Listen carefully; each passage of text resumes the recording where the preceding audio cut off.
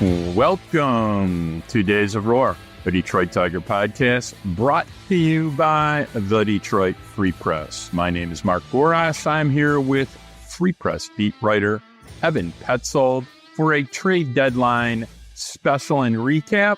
Ev, a lot of things happened yesterday. Let's go over them quickly. We'll give a little analysis of what we think, and we're going to get the heck out of here. But let's recap real quickly. Right off the top, Tigers make a deal. First deal they made, sent Carson Kelly to Texas for Tyler Owens, Liam Hicks. I know we have Chris Clegg coming up here soon. He'll do an analysis on it. Pretty fair return for, 3 months of Carson Kelly rehab. Not bad. Got a reliever, got an Ord catcher. Couldn't expect much more. Thoughts? Yeah, I thought it was an excellent trade for Carson Kelly. Like, slam dunk, great trade. The Tigers brought Carson Kelly into their organization. Like, let's not forget, Carson Kelly was released last August. The Tigers brought him in, helped him make some adjustments offensively and defensively, and they were able to flip him for two prospects. Guys that, sure, Liam Hicks, he might be a AAA catcher at best, but Tyler Owens has a real chance to help out the Tigers in the bullpen in the future. I think it's a really, really good return for Carson Kelly. That's a great deal for the Tigers. Not an unfair return. All right, next, send Andrew Chafin also to Texas. Joey Montalvo and Chase Lee. So you got a starter that's going to be Rule 5 eligible. You got a reliever who's already at AAA, kind of a funky release. Andrew Chafin got an option for next year. No idea if he'll take it or not. Probably wants to come back here. He seems to like it here. Thoughts on that? Pretty fair exchange of value. Yeah, I completely expect the Rangers to pick up the option for Andrew Chafin. He's been really, really good all season long. Like, let's not forget, Andrew Chafin has been one of the best strikeout artists. He ranks in the 92nd percentile in strikeout rate, the 95th percentile in whiff rate, and the 97th percentile in chase rate. He's been the best pitcher in the Tigers bullpen. And I thought the return was pretty good for Andrew Chafin. Like, I liked, everything that I read about Montalvo and everything that I read about Lee as well. And then you look at the centerpiece being Montalvo, 20th round pick in the 2021 draft, projects probably as like a fifth starter, maybe a fourth starter if he develops. It's a 91 mile an hour four-seam fastball paired with a sweeping slider and a changeup. His slider is the best secondary pitch in his mix. It gets all of his swing and miss. The changeup, it's developing. So we'll see if that changeup can continue to develop. But here's the thing, like, he has better than average command, and that's a positive. Having better than average command of his stuff is going to carry him a long way. I think this was a really good move for Andrew Chafin. Now, the big question is, are the Tigers going to protect him by putting him on the 40-man roster to protect him from the Rule 5 draft? That's going to be a question that Scott Harris is going to have to answer when we get to the offseason and we get in November, because this is a guy who, has some sneaky potential. Again, like, fourth starter, fifth starter, if he develops, that's not bad. And then I understand, like, for Lee, it's a little bit different. Sidearm delivery, 89 mile an hour sinker, also has a sweeper. Pitched out of the bullpen at the AAA level in parts of 3 seasons, still hasn't made his big league debut. He's probably like org depth just from an arm standpoint, but I like the upside of having a guy with the sidearm delivery. The Tigers don't have any of those guys at their upper level. So all in all, I think it was a good return for Andrew Chafin. I do think, because there is the club option, the Rangers are probably going to pick it up. It's $6.5 million for 2025. If Chafin finishes strong, we might see him in the Rangers bullpen again next year. All right. Next deal, Mark Canha, the corpse of Mark Canha for Eric Silva. And I want people to be realistic about the Mark Canha deal. 35-year-old, did not have a great year here. Probably at the tail end. Shouldn't have expected to get much, and to get anything, including a wild card, which Eric Silva is probably about the most you can expect from Mark Canha. Thoughts? Yeah, look, Mark Canha has had a disastrous season when you look at what he's done across the board. Hitting .231, 7 home runs, 42 walks, 79 strikeouts in 93 games. It's his 10th big league season. There was a disappointment for me just because the Tigers went out and acquired Mark Canha in a trade with the Milwaukee Braves at the beginning of last offseason, then picked up his $11.5 million club option for the 2024 season. And it never really went well for Mark Canha. He got off to a really hot start, but he was really, really bad post May 1st, hitting .211 in 64 games. The fact that the Tigers were able to get anything for him at this point, that's great. Mark Canha is good against left-handed pitchers. So, I mean, it's a platoon bat at that point. And that's what the Tigers got in right-handed reliever Eric Silva was, exactly the return that you would expect for a struggling platoon bat who obviously is on the short side of the platoon against left-handed hitters. Eric Silva, it's a 4.35 ERA with 18 walks and 51 strikeouts in 41 and a third inning in 28 games for Double-A Richmond this season. He throws a 93-mile-an-hour fastball with ride, missing bats by working at the top of the zone. He also implements a high-spin curveball, averaging more than 3,000 RPMs, and he has an average sweeper. The upside is found within the fact that he has really good feel for spinning the curveball and the sweeper. So if he's going to, continue to climb and make it to the highest level, it's going to be because of his ability to spin the ball. But he's also a reliever rather than a starter because he has command concerns. So we'll see if those get ironed out. It's pretty much a wild card at this point, but I do like the stuff. And again, anything you can get from Mark Canha, and I would have hoped the Tigers could have gotten more when they initially signed, when they went out and they traded and then picked up the club option from Mark Canha last November. I thought they would have been able to get more at the trade deadline. But the fact that they were still able to get something from Mark Canha, a 2-month rental who's been struggling, that's fine with me. I like it. All right. The Mark Canha deal, just in general, was a disaster, considering you could have paid $1 million more and got JD Martinez like we begged them to do. All right. Let's go to the coup de grace, the big deal. Lots of controversy surrounding it. Tigers deal Jack Flaherty, the LA Dodgers, Thayron Liranzo and Trey Sweeney. A lot of other deals supposedly on the table. Got a failed deal with the New York Yankees based on medical issues. We had some competing deals. You have the Trevor Rogers deal with Miami, between Baltimore and Miami. You got the Houston deal with Cucci. A lot of other deals, similar type of circumstances. Give me your thoughts on the Liranzo and Sweeney deal. Give us a fast down and dirty. Yeah, so I talked to a rival executive right after this trade was done, and here's what I was told. Quote, that is not a good return relative to other deals. Maybe one of those guys turns out to be good, but not a strong package from my perspective, end quote. That's a rival executive on the Tigers acquiring catcher, first baseman, Thayron Liranzo, and shortstop Trey Sweeney from the Dodgers. Liranzo ranked as the Dodgers' number 8 prospect, according to MLB Pipeline, while Sweeney ranked as the number 22 prospect on the top 30 list for the Dodgers. Now, coming into the Tigers organization, Liranzo, number 5 overall prospect, Joseph Montalvo, number 20, Trey Sweeney, number 24, and then Eric Silva at number 25, while Liam Hicks, Tyler Owens, and Chase Lee are outside of the top 30. So the Tigers were able to add to their MLB Pipeline ranked system, if you will. When you talk about the 2 players they got back, I thought it was a fine return for Flaherty. I just don't know if it was... again, could they have gotten more from the Houston Astros? That all depends on your opinion on what the Houston Astros got for Yusei Kikuchi. So I think when you look at these players as individuals, Liranzo, he's a 21-year-old. He signed for $30,000 out of the Dominican Republic back in 2021. Right now, he's hitting .220 with 7 home runs, 49 walks, and 82 strikeouts across 74 games in high A Great Lakes. He has upside, but the big question is, is he ever going to be able to reach the full potential because of the flaws in his game? He's a switch hitter, but he's way better from the left side of the plate. So much so that some evaluators think that he could actually benefit from giving up on right-handed hitting and just focusing on hitting from the left side of the plate. He makes healthy swing decisions, but again, the swing and miss issues are there, especially from the right side of the plate. But he does hit the ball extremely, extremely hard from the left side. He also struggles against high-velocity pitches on the inside part of the plate. On defense, he struggles with blocking and framing. He also struggles for some reason with transferring the ball from the glove to the hand when trying to make throws, down to second base. But he has an extremely strong arm. So some of the pieces are there. I just don't know if he's ever going to end up reaching his full potential, which is the big problem area. And then there's Sweeney. He's 24. He's hitting .225 with 13 home runs, 44 walks, 118 strikeouts across 96 games in AAA Oklahoma City. Just so everybody knows, Andre Lipshius, who we all remember as an ex-Tiger, is out hitting Sweeney at that level. So again, Sweeney is not performing as well as Andre Lipshius is performing for AAA Oklahoma City, specifically with the bat.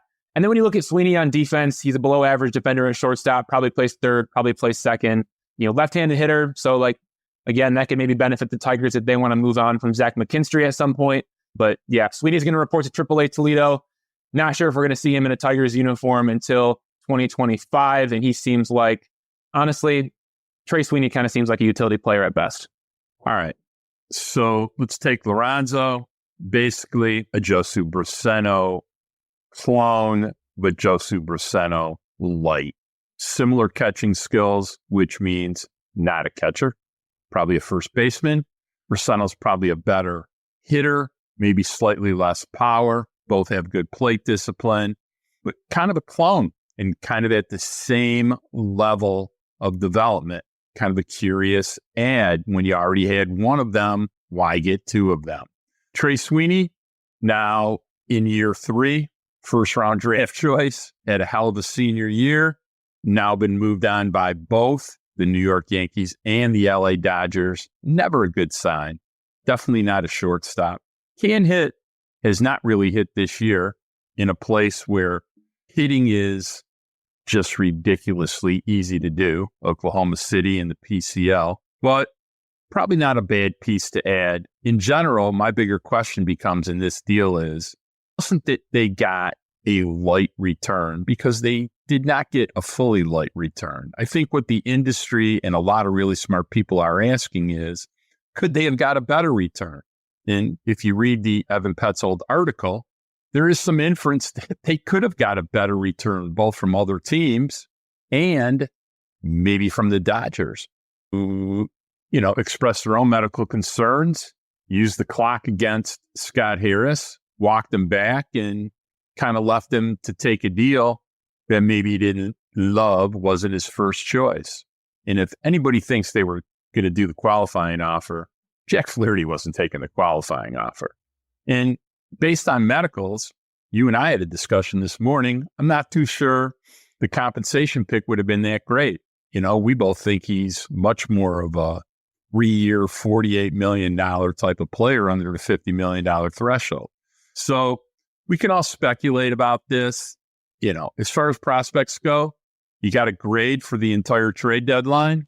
You always hate doing this, but give me a grade over. Yeah, no grade for me, but let's talk more about the Jack Flaherty situation. But first, we're going to go to Chris Clegg, founder of Dynasty Dugout, who's helping us break down all the prospects the Tigers received.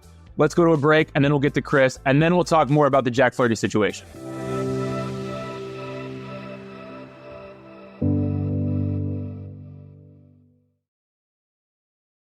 All right, I'd like to welcome Chris Clegg, founder of the Dynasty Dugout, to the Days of Roar podcast for the first time to help us learn more about the prospects and players the Tigers acquired at the trade deadline. Chris, thanks for joining us.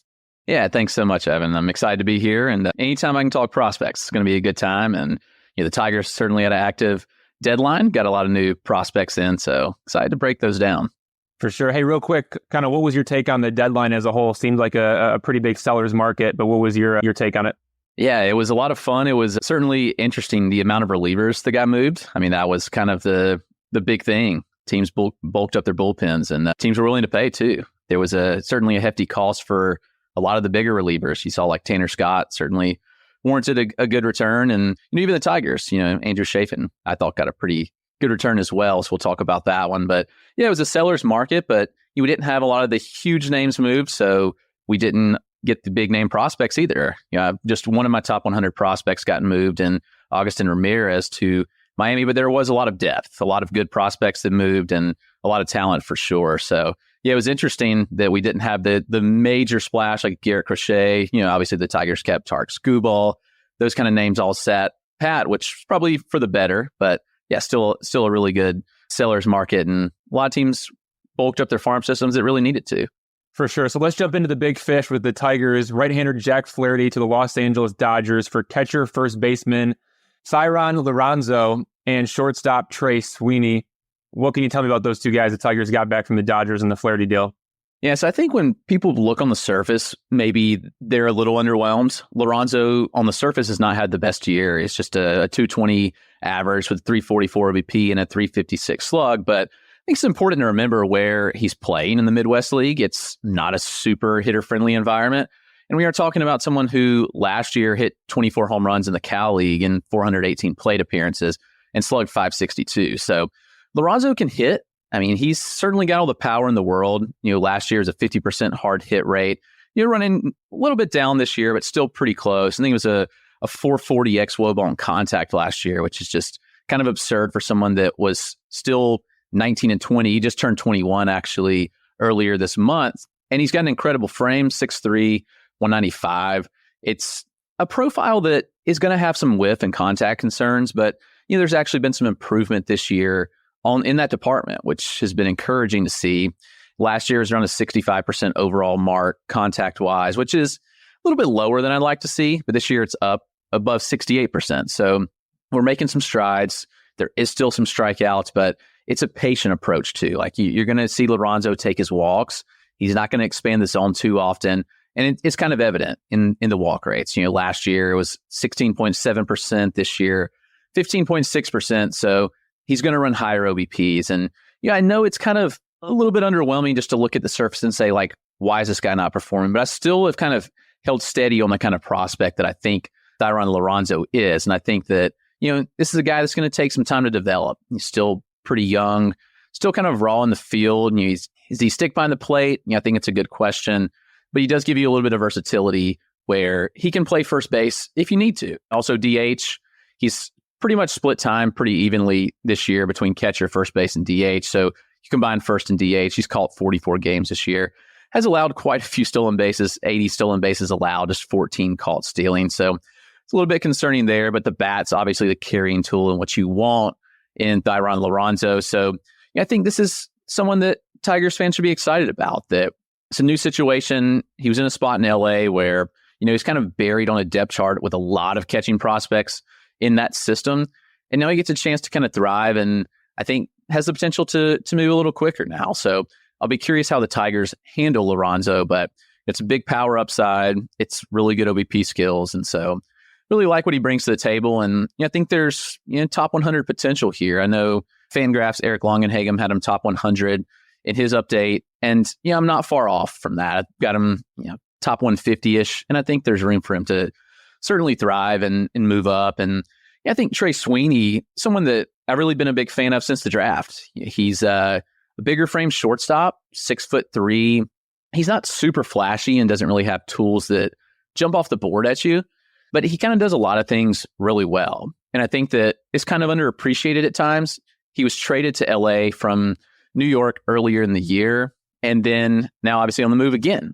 So he had been solid in AAA this year with LA. He's a little older. He's just turned 24. So, people get antsy with prospects and are like, get the prospect fatigue. Why is this guy not up yet? He's 24. Well, he was kind of blocked in both systems in New York and Los Angeles.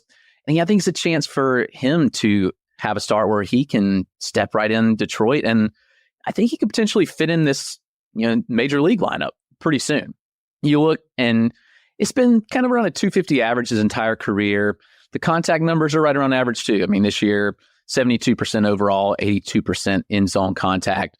It's a lower chase rate, 26%, so better than average chase. And he actually hits the ball pretty hard. You may not see it looking at the home run totals, but he's got an average EV near 91 miles an hour, which is solid, 45% hard hit rate. There's just kind of the problem that he hits the ball on the ground a little bit too much. So maybe a swing tweak here or there could really benefit him. Last year, it was just a 33% ground ball rate. This year in LA, 46%. So I'm not exactly sure what is going on as to why he's hitting less fly balls and more ground balls, but I'm curious if Detroit can kind of figure out something there to help him unlock a little more loft in that swing. But he's got speed too. He's going to give you some stolen bases on the base paths.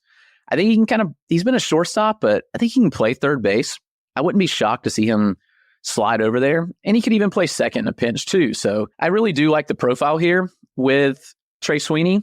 It's an interesting one, but it's one that I think is kind of undervalued. And I do think that, the org looked at Trey Sweeney and they said, there's really a lot to like here. And there's certainly some things we can unlock. So I think you had mentioned it last night that there was other offers for Flaherty and they end up liking this one the best. So it's a really good deal for Detroit for a rental, 2 months of Jack Flaherty. So I'm encouraged by what they did here. And they got two pieces that I think can be good impacts for them. So we started with the big trade, and now let's talk about the first trade the Tigers made, sending catcher Carson Kelly to the Texas Rangers for catcher Liam Hicks and right-hander Tyler Owens. It seems like Owens is more of the headliner in that deal, but what can you tell me about both players?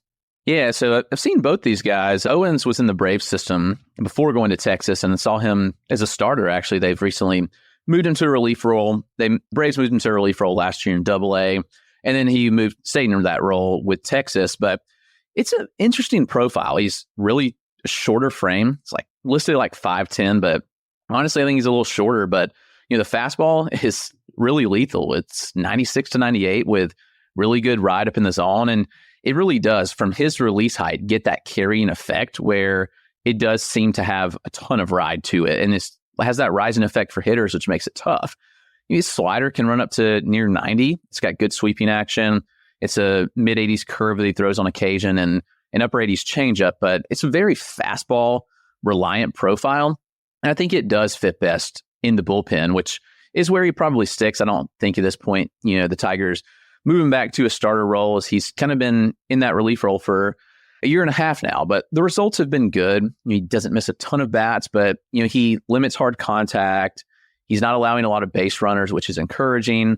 He doesn't issue a ton of walks either, which I think that this could be a good fit for the bullpen arm. He's 23. He's in Double-A, but he has potential to move pretty quick. I think that you could see him in Detroit's bullpen fairly soon. So Owens is an interesting arm. It's, like I said, really unique, but I think he makes it work. And, Hicks is interesting. He was kind of the star of the AFL last year, like kind of one of those guys that comes out of nowhere and has a massive AFL. And he did that in the Arizona Fall, like 449 average and a 553 OBP. But it's a very contact-oriented profile with pretty minimal power. The EVs are well below average. It's a 86 mile an hour average and a 99 mile an hour 90th percentile. But he can lift and pull the ball, which is encouraging. I think that when you don't hit the ball really hard, you have to have those traits to be able to lift the ball and pull it. And he does. He's probably not a catcher, but he can play there, first base or DH. But the contact skills are the carrying tool here. It's a very strong contact rate this year, 87% overall. And he doesn't chase often at all. It's a 16% chase rate, which is quite low. So you kind of look at this profile and it's just a hit first. It doesn't really fit the mold of a first base DH type, but he's pretty unique in that sense where he just makes so much contact. He's going to get on base a good bit, but doesn't really provide a ton with the bat or with the glove. So it's interesting, but I think that you're right. I think Owens is kind of the headliner here where he can potentially be in this bullpen pretty soon and provide value. And it's a prospect that no one's really talked about. And honestly, I wasn't really talking about until I saw him last year in a starter's role with Rome, which was the Braves high A. I was like, man, this guy's kind of interesting. He's got some stuff that I didn't expect him to have. So, interesting arm that I like. And Hicks is just, really unique profile for that catcher first base. Let's jump into the next trade with the Rangers. Left-handed reliever Andrew Chafin to the Rangers for right-hander Joseph Montalvo and right-handed reliever Chase Lee. Seems like Montalvo is kind of the guy there, the centerpiece of that deal. But again, what can you tell me about those two? Yeah, so I saw Montalvo earlier this year, I guess about a month ago at this point, when obviously he was still in the Texas org with Hickory, their high A, and it's a really solid profile. I think profiles is like a SP4-5 starter type, very good command. I think he's got plus command of his arsenal. Doesn't have one dominant pitch, but it's a solid 3-pitch mix here. It's a former 20th rounder, so the fact that he's developed like he has been pretty impressive. Kind of a drop and dive kind of release with three-quarters release height. And fastball, 92 to 94. It's got good horizontal movement on it. Slider actually gets pretty good sweeping action. I'd say that's his best pitch. It's in the lower 80s. And the mid-80s change gets some late fade on it, which mostly used against lefties when I saw him. But Montalvo is pretty athletic, and he throws a lot of strikes. Interesting thing is he is Rule 5 eligible this year. It's kind of surprising that it's kind of come upon him so quick, but I'm curious as to if the Tigers can kind of sneak him through without putting him on the 40-man this offseason. But I think it's an arm where you keep him at the lower levels. And I think that's why Texas kind of protected him and had him at the lower levels despite some success, because he's been successful at every stop dating back to Complex in 2022. And this year, it's been a really strong year for him at 2.44 ERA, 30% strikeout, and a sub 8% walk rate. And so Texas does have a lot of arms, which could be a reason. But I also kind of wonder if them just keeping him at the lower levels was to kind of try to keep eyes off of him for the Rule 5. I don't think it's someone that, is going to demand that you have to protect him this offseason. And I don't think he gets popped in the Rule 5. So the Tigers are probably good there. But, it is an intriguing arm to me. I think that he does have that kind of starter profile. He's got a good starter frame, and the athleticism on the mound paired with the command is quite solid. Then you can get Chase Lee, who is just really unique. Submarine, sidearm submarine, 3'10" release height. The fastball sits around 90, but he misses bats because it's just such a odd release and pitch. It's a high spinning fastball with good arm side run. It's basically fastball slider here. Slider's heavy sweeping action, sitting around 80. And it's had a 38% whiff rate on that pitch too, which is pretty encouraging. So a lot of uniqueness here with Chase Lee. And the fact that he's in AAA tells me that he is probably pretty close to ready if the Tigers did want to kind of bump him up and push him. He's older. He'll be 26 in August, so wouldn't be shocked to see him in the Major League bullpen at some point soon. It's interesting. Tyler Owens already Rule 5 eligible. Joseph Montalvo, he's going to be Rule 5 eligible. And then Thayron Liranzo is going to be Rule 5 eligible, not this offseason, but next offseason. So the Tigers are going to have to make some decisions on those guys here in the near future. But to jump into the next trade, outfielder Mark Canha to the San Francisco Giants for right-handed reliever Eric Silva. Chris, what's there to know about Silva? Is there anything there, or is this kind of just like an org guy? Well, Silva was kind of like a high upside starter when he was drafted. He was a 4th-round pick, and it really didn't pan out for him. Command just kind of wasn't there, and he really missed enough bats. And so they moved him to a relief role, and it's paid off in a way. The command is still shaky at best. The strike rate has improved, so he's still having more strikes, but still walking a little more than you'd like to see from a reliever. But in turn, he's missing more bats too, which is pretty encouraging there. And hitters are hitting 195 off of him this year. Fastball up to the upper 90s. It's a pretty high effort delivery though.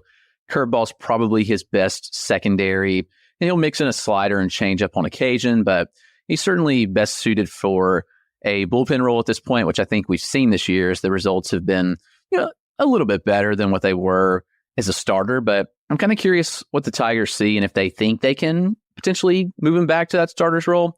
Who knows? But he's just a year removed because he was fully a starting pitcher until this year. But I don't think there's a ton to see here at this point. But again, there was some pedigree. He was a $1.5 million bonus back in 2021. So the Giants did really like him when they drafted him. Just really hasn't panned out like they hoped.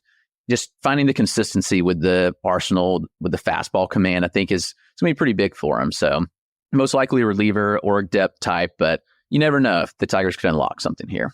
All right, so one more question for you, and everyone's talking about it. The Tigers got Thayron Liranzo and Trey Sweeney for Jack Flaherty. The Blue Jays got Jake Bloss, Joey Lopervito, and Will Wagner for UC Kikuchi. Who do you think got the better return based on market value? It's interesting. I think just based on perception, the Blue Jays probably did, just given the fact that you got Lopervito already major league ready, but he's shown some struggles in the majors. Jake Bloss has pitched in the majors. Yeah, I'd look at both deals, and I was kind of surprised that the Blue Jays were able to get what they got for Kikuchi, just given that, I think that Flaherty is a better pitcher, but you have to wonder, did the injury concerns factor into this? And I think that's a high possibility that teams were kind of worried about the injuries with Flaherty, the potential back issues. So I don't know. I wonder if that kind of changed the price a little bit and what the Tigers could have gotten. But at the end of the day, I think that the potential to have two solid major leaguers and to get the upside with Liranzo, I really like. So Sweeney, just kind of the high floor, high probability, not flashy, but could be a solid major leaguer. I think the Blue Jays took a little more of the upside shot here with what they got. Wagner, I would prefer Sweeney over Wagner. Wagner's kind of a high OBP guy. Lopervito, the big power, kind of questionable contact. And Bloss really hasn't missed many bats at any level of the minors. So, I think it's kind of an interesting approach where the Blue Jays are hoping that they hit on all these guys, but I think that the higher probability was the Tigers' return. So we'll be curious to look back and see down the line of how both these deals pan out. All right, Chris, I think that's all we have for you today, but we really appreciate your time and insight about the trade deadline. Hopefully we can have you back on the podcast soon, talk about more prospects in the Tigers farm system. Thank you so much. Enjoyed chatting with you. Hope you have a good one. Yeah, all right. Take care. Everyone, that was Chris Clegg, founder of the Dynasty Dugout. There's more to discuss, and I promised more conversation about Jack Flaherty. But first, let's take a break.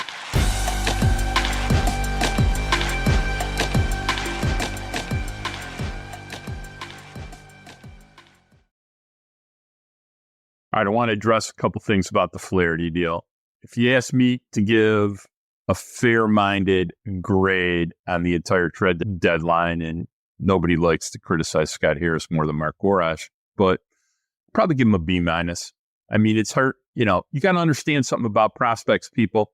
Every team values prospects differently. Every team values players differently. And how the Tigers see certain players is different than how other teams see them. And the idea is, if you're not getting a guy at the top, very top of the prospect, chain, it's how you think you can optimize a guy. It's a beauty's in the eye of the beholder situation. All right, Jack Flaherty, you think they could have got more from the Dodgers? Did they miscalculate the back problems in trying to understand calculated risk? Give me your thoughts and we can get out of here. Well, there's a lot to unpack, Mark, but the question is they could have acquired right-hander Jake Bloss, outfielder Joey Lopervito, and second baseman Will Wagner from the Houston Astros, but Scott Harris passed on that in search of a better return. I'm not saying that he was wrong for doing that. I'm just saying that those are players that he passed on for a better return. That deal went down for Yusei Kikuchi, a fellow 2-month rental who has a 4.75 ERA and 22 starts. That happened on Monday. The Tigers-Dodgers deal happened on Tuesday. What it's ultimately going to come down to is we're going to look at this deal a few years from now, maybe even as quickly as a couple of years from now, and we're going to say, okay, Jake Bloss, Joey Lopervito, and Will Wagner, do those players in value, are they more valuable than Thayron Liranzo and Trey Sweeney? And that's going to be the big question that's going to be asked, down the road in 2 years, maybe 3 years, when you look to evaluate Scott Harris at this trade deadline. Throw the back injury stuff out the window. That's what we're talking about. It's that offer was an offer that was on the table. Now for the back injury, yeah, for sure. That happened on Monday. The Tigers and Yankees, they agreed to a Flaherty deal on Monday, the same day Flaherty was scratched from his start against the Guardians at Comerica Park. But the Yankees decided not to finalize the deal after reviewing Flaherty's medical records. And that's the thing too, Liranzo and Sweeney, they weren't supposed to be Tigers because Flaherty was supposed to be a Yankee. And so, yeah, earlier this season, Flaherty had the 2 injections for pain in his lower back. He missed 2 starts in a 3-week span. I asked him on Monday in the clubhouse because I had heard about the Yankees deal that fell through on Monday, walked into the clubhouse, asked him, hey, how's your back feeling? Are you healthy? And he said, quote, I'm good, end quote. So Jack Flaherty said that he was healthy. I asked him about his back on Monday because of the deal that fell through with the Yankees on Monday. And once that happened, Scott Harris and the Tigers had to look elsewhere for a trade partner in the Jack Flaherty negotiations. And look, we talked about it on the podcast that previewed the trade deadline. The asking price was astronomically high for Jack Flaherty. And it remained really, really high, even as these different teams caught wind of the medical concerns. We saw a lot of different teams that were interested in Jack Flaherty pivot in a different direction to starters who maybe weren't as desirable as Jack Flaherty because of A, the high asking price, and B, the injury risk. So again, asking price stays really high. Even within the final hours before the trade deadline, the asking price was really high. So much of the Dodgers were not going to do a deal for Jack Flaherty because the asking price was so high. And essentially twice, Scott Harris was forced to take less than he initially wanted in the final 90 minutes. And then the two sides completed the deal anyway. Just minutes before the deadline, boom, it becomes official. And Liranzo and Sweeney are Tigers. But again, the fact that Scott Harris had to walk back twice from what he initially asked for, down the stretch there towards the deadline, did he target Liranzo and Sweeney or did he simply end up with him? I think that's a very, very fair question to ask, both when you consider the medicals with things falling through in New York with the Yankees trade, and then also the fact too that the asking price was really high even 90 minutes before the buzzer sounded.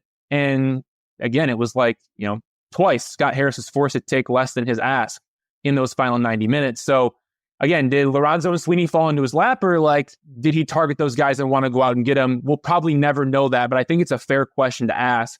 So yeah, like the high asking prices, the back injury, it all played a factor into it.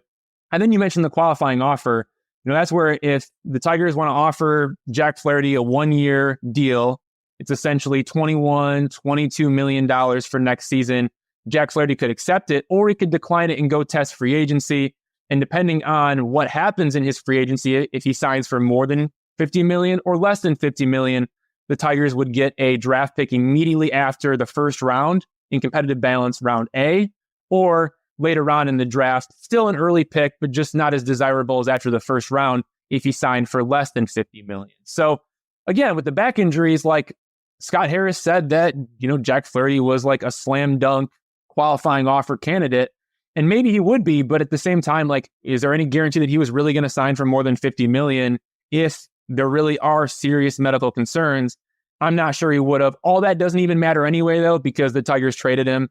But yeah, that's kind of a synopsis of what happened and how things went down. Ultimately, I think it was fine. Like, the Tigers did a good job here. They went out, they acquired Jack Flaherty in the offseason.